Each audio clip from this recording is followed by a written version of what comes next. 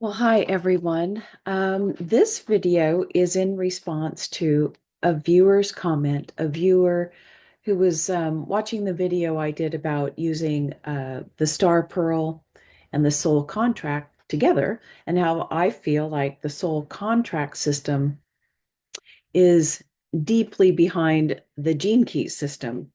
A viewer made a comment saying very kindly that they resonate with that information and insight, and they shared some of their soul contract numbers, particularly their spiritual karma, which is the number 3. So I thought I would share a little bit of information, some more information about the number 3 for this viewer, but also to just give you a little sample of how we can use the soul contract to help heal the things in the gene keys, that it gets even simpler at the soul contract level. And we have to remember that at the soul level, at the causal body level, it's a feeling. It's a feeling that's so deep inside of us, we can't even recognize it. We feel like it's just us. I've always felt that way, but it's something that is underpinning everything, everything. So I hope that makes sense. I know, I always say that. And yes, I have you're seeing a new part of my sunroom. Um, yeah. Yeah, I had a little fire in my dining room. Uh, and so I have no ceiling and yeah, no electricity. So here I am in the sunroom. Yeah, okay, so here we go. Let me share screen. Let's see here. It was just a small electrical fire, no big deal. Um, but it did take out my ceiling. All right, I'm going to share this and this. Okay, so let's see. We're going to look at this first. So here, just for people who are not familiar, here's the star pearl of the gene keys, right? And we have vocation, culture, brand, all these different spheres. And here, wish I could do it side by side. We have, well, this is my soul contract Merkaba. And on here, which I didn't do on the other videos, I showed my little workup of things. I'm not saying right now that this is 100% correct, but I just laid the soul contract star on top of the star pearl, and I think they fit 1 to 1 pretty well. So, but I'm not saying this is what I have decided or felt, that this is like the be all end all. These are just my notes for right now. Okay, so this person has a spiritual karma. Spiritual karma is down here in the corner, right hand corner or left hand corner for you. I don't know. It's your Jupiter 88. And it's also the culture sphere, and it's how we're supposed to relate to society. Well, what I feel is the spiritual karma number in the soul contract system underpins the entire Venus sequence. So remember, when we're talking about all the different sections of the golden path journey of the gene keys, from the activation to the Venus and the pearl and then the star pearl, who knows, there might be a number 5, a fifth section. uh, all of the spheres in these different sections actually kind of, they all come out of one or two original, well, your original core, right? So they all kind of, so what I'm trying to say is that your spiritual karma number covers the entire Venus sequence. It is that feeling that you came in with, that samskara, that vasana, that just, oh, that really just kind of permeates your entire auric field. That is the underlying cause of your entire Venus sequence. And as we know, the Venus sequence is all about relating. So I think in the case of how this soul contract system fits directly on top of the star pearl, this fits perfectly. So this person has karmic threes in their spiritual karma. And we'll go to this sheet that I've done. I'm hoping you can see that right now. And this is all of my information so far. I'm not going to say it's done. I'm not going to say it's perfect. But this is the information that I've gathered for the Hebrew letter and number 3. And you can see all of these qualities. Yes, take a screenshot. Anybody with spiritual karma number 3. You can see all the qualities that the 3, as this big archetypal theme, can embody. It's linked to the high priestess. Now, I know that there are different versions of Hebrew letters and major arcana, but this is what I have for now. And so I think right in this area where it begins with the victim of, these are the main things to look at. And to really, this is where you begin to dive deep, deep, deep into your feeling body. And this person, while, the 3 has many different levels, right? It can mean many different things. But the bottom line is someone with a karmic 3, they are dealing with a great deal of self guilt, shame. They feel like they don't have any worth, any social worth, any worth for being on the planet.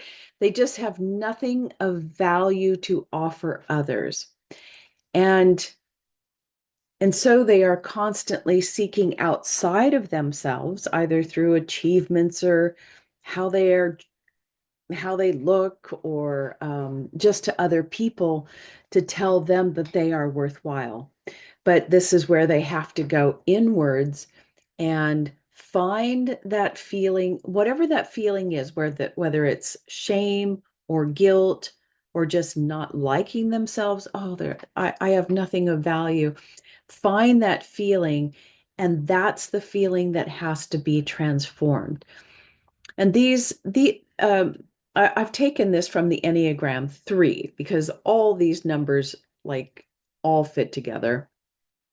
So the seeking aspect of this number 3 is they're always in search of validation in some form or another.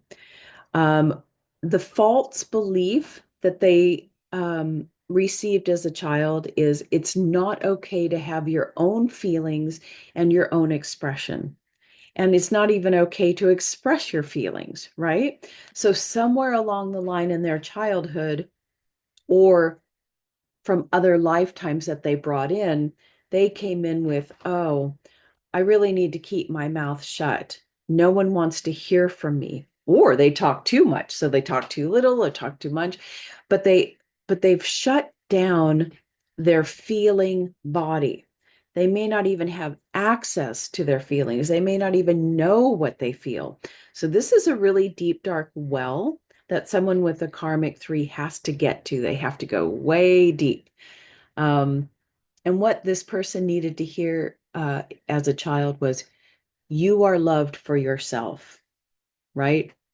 Like, can you imagine if every child heard that? I mean, we just don't hear it enough.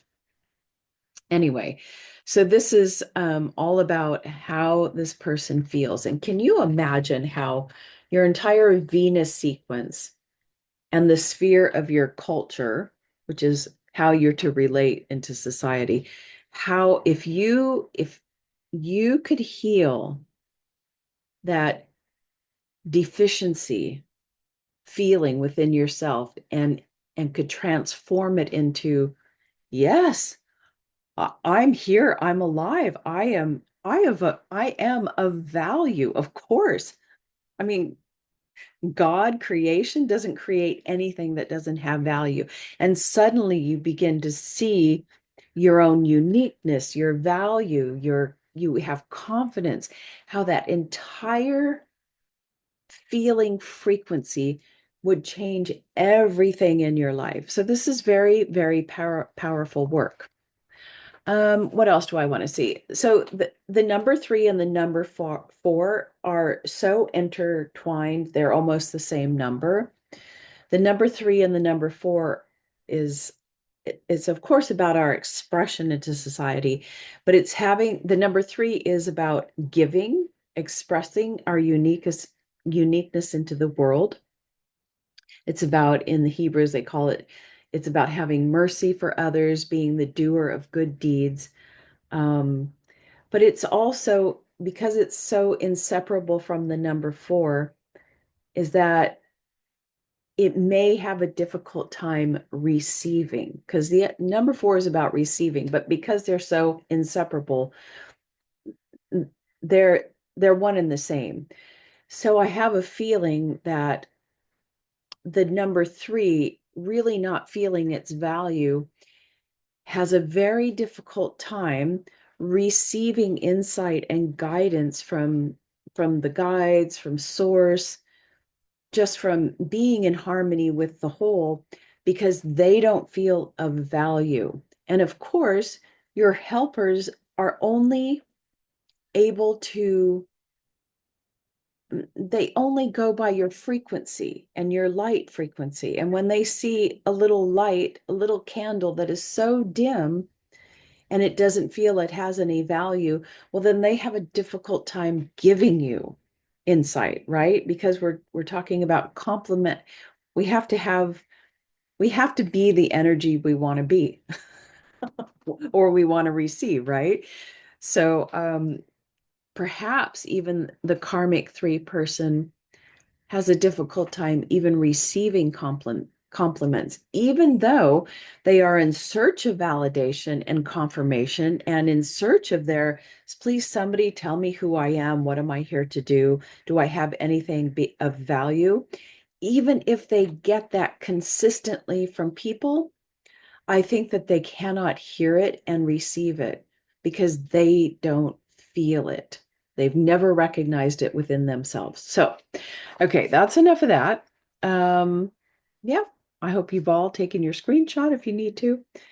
And so that's kind of how I'm looking at working with the Gene Keys, Star Pearl, and the soul contracts, just getting to that one core feeling. Yeah, that, I mean, particularly in the Venus sequence, that could basically heal all the little spike proteins. No, I don't know what I'm saying. Do you know what I'm saying? All those little tiny spheres can be healed and wrapped up into one little sphere, or the number three. The number three is healed. Anyway, I hope that makes sense. And yeah, all for now. Bye bye.